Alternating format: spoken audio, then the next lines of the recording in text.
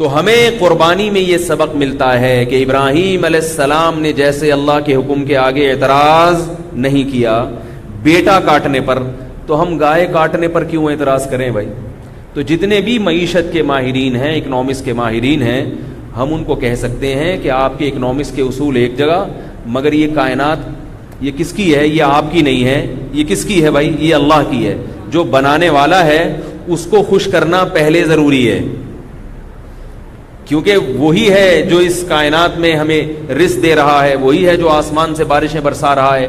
یہ بھی تو ہو سکتا تھا نا، ابراہیم علیہ السلام اگر نقل کفر نباشت بیٹے کو نہ کاٹتے تو اللہ ویسے بھی تو بیٹے کو موت دے سکتا تھا۔ اللہ کے ہاتھ میں تھا یا نہیں تھا؟ تو اللہ یہ کہہ سکتے ہیں کہ تم ان جانوروں کو نہیں کاٹو گے، میں ویسے بھی ان جانوروں کی نسل روک سکتا ہوں۔ یہ پیدا بھی تو اللہ نے کیے ہیں، کوئی بیماری لگا دے اللہ ان جانوروں میں، ان کی نسل روک دے تو ہم تھوڑی پیدا کر سکتے ہیں۔ اور ہمیں ایک سبق یہ ملتا ہے کہ جیسے ابراہیم نے اپنے بیٹے کو ذبح کرنے کے لیے لٹایا تو سب سے زیادہ برکت کس کی نسل میں ہوئی ہے؟ ابراہیم علیہ السلام کے اس بیٹے اسماعیل کی نسل میں ہوئی ہے سب سے زیادہ برکت۔ اسی میں محمد صلی اللہ علیہ وسلم پیدا ہوئے، اور عجیب بات ہے کہ نبی نے فرمایا انا ابن الذبیحین، میں دو ذبیحوں کا بیٹا ہوں۔ محمد صلی اللہ علیہ وسلم نے فرمایا، ذبیح کہتے ہیں جس کو ذبح کیا جاتا ہے، یعنی میری نسل میں دو باپ ایسے ہیں جو اللہ کے لیے ذبح ہوئے ہیں۔ آپ کہہ سکتے ہیں ذبح ہوتے تو پھر پیدا کیسے ہوئے نبی صلی اللہ علیہ وسلم؟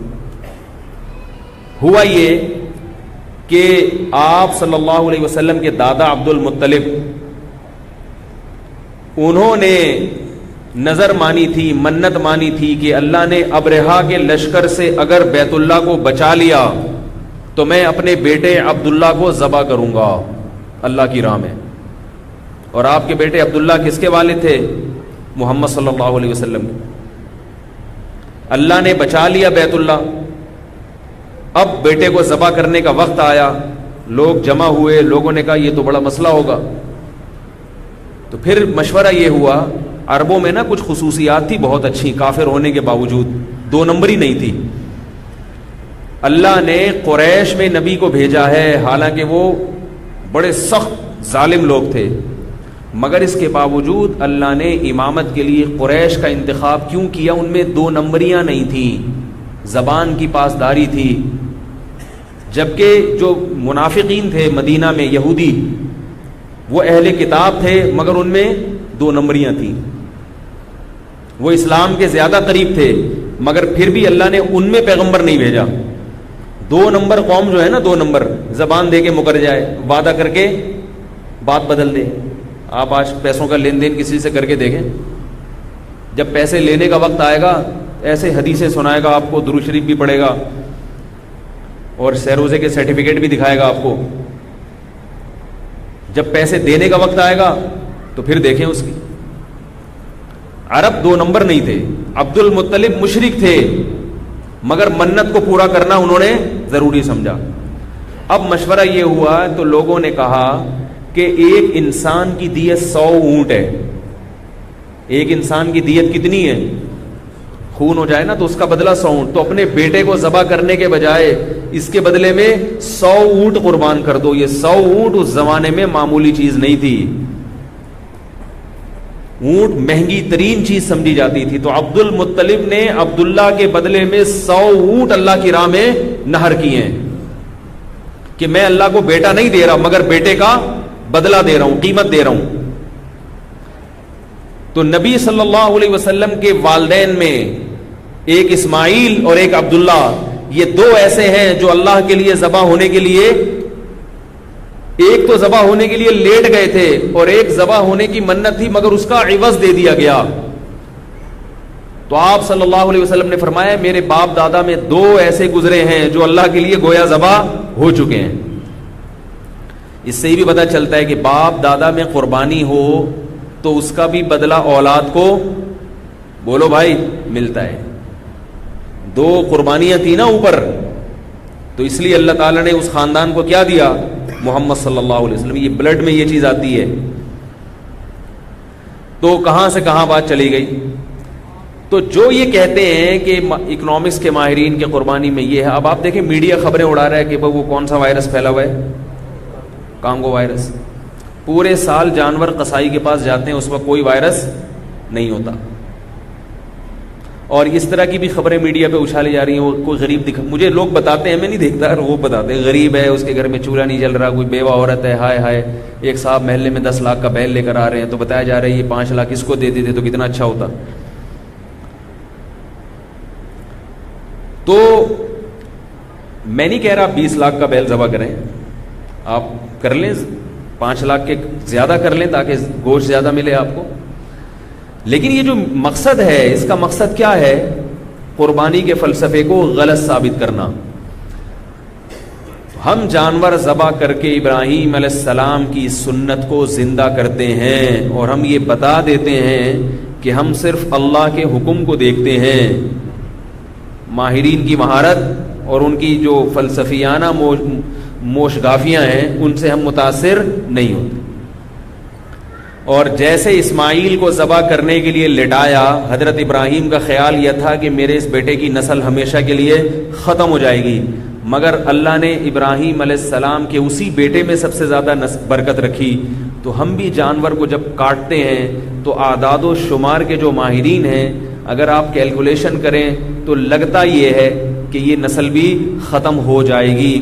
گائے ایک بچہ دیتی ہے سال میں، اور بکری زیادہ زیادہ 2 سے 3 بچے دے دیتی ہے، مگر اتنا کٹتا ہے نسل ختم ہونے کا نام نہیں لے. آپ ابھی بھی سوراب گوٹ کی منڈی چلے جائیں، رش لوگوں کا، لوگ پھر بھی کاٹ رہے ہیں جانور. تو یہ تو ہے کہ اللہ نے ابراہیم علیہ السلام، اور یہ کتنی بڑی ابراہیم علیہ السلام کی قربانی تھی کہ اس کے بدلے میں ہمیں بھی ایک منفرد نوعیت کی عبادت کا موقع مل گیا. یہ عبادت کی ایک ایسی قسم ہے جو دنیا کے کسی دوسرے مذہب میں نہیں پائی جاتی تھی.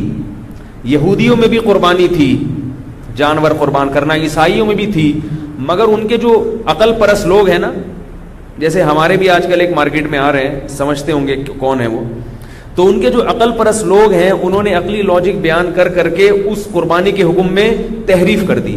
عیسائیوں کو بھی حکم تھا جانور ذبح کرنے کا، یہودیوں کو بھی حکم تھا، انہوں نے اسی قسم کے فلسفے پیش کر کے قربانی کا سارا فلسفہ ہی ختم کر دیا. اب ان کے یہاں نہیں ہے، اس لیے وہ ہم پہ حیران ہوتے ہیں کیا کر رہے ہیں بھائی. تو ہم ان سے کہہ رہے ہیں یہ تو وہ حکم ہے جو تورات اور انجیل میں لکھا ہوا ہے، تمہارے لیے تمہارے انبیاء نے بھی قربانیاں کی ہیں. اور یہ حقیقت ہے کہ اس سے معیشت بھی ختم نہیں ہو رہی بلکہ معیشت اور بہتر ہو رہی ہے. جو خطرات تھے نا وہ کیلکولیٹر کی حد تک ہیں، وہ آپ جب جمع تفریق کریں. جو عملی طور پر جو نظر آ رہا ہے، لاکھوں غریبوں کا چولہا جلتا ہے اس سے. یہ جو منڈی میں لوگ کھڑے ہوئے ہیں جانور لا کے، یہ بیچارے اکثر ان میں قوم کے وہ پست لوگ ہیں کہ اگر جانور کی خریداری نہ ہو تو ان کے گھروں کا چولہا نہ جلے. میں 3-4 سال پہلے اندرون سندھ کسی گاؤں میں میرا جانا ہوا، تو کسی بیچارہ گنوار دیہاتی بالکل ان پڑھ جاہل، اس کے گھر میں گیا تو میں نے اس کا گھر بڑا اچھا دیکھا، بڑا اچھا گھر، اس کا ایئر کنڈیشن لگا ہوا ہے اور بہت اچھی ہنسی خوشی زندگی اس کی گزر رہی. میں نے کہا تمہیں آتا واتا تو کچھ بھی نہیں ہے، تم اتنا پیسہ کہاں سے کماتے ہو؟ وہ کہنے لگا میں سعودی عرب میں جاب کرتا تھا، وہاں سے جاب چھوڑ کر آیا ہوں میں نے کہا کیوں چھوڑی اتنی اچھی جاب؟ کہہ رہے میں نے کیا کیا کہ 4 کٹے لے کے پالے اپنی زمین میں، کراچی میں منڈی میں لے جا کے بیچ دیے، تو اتنا پروفٹ ہوا کہ میرا پورا سال اسی سے آرام سے گزر جاتا ہے، میں گھر بیٹھ کے کھاتا ہوں.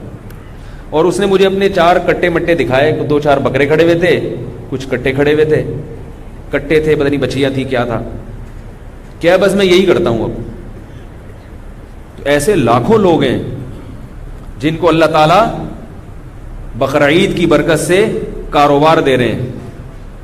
قصائیوں کو دیکھ لو،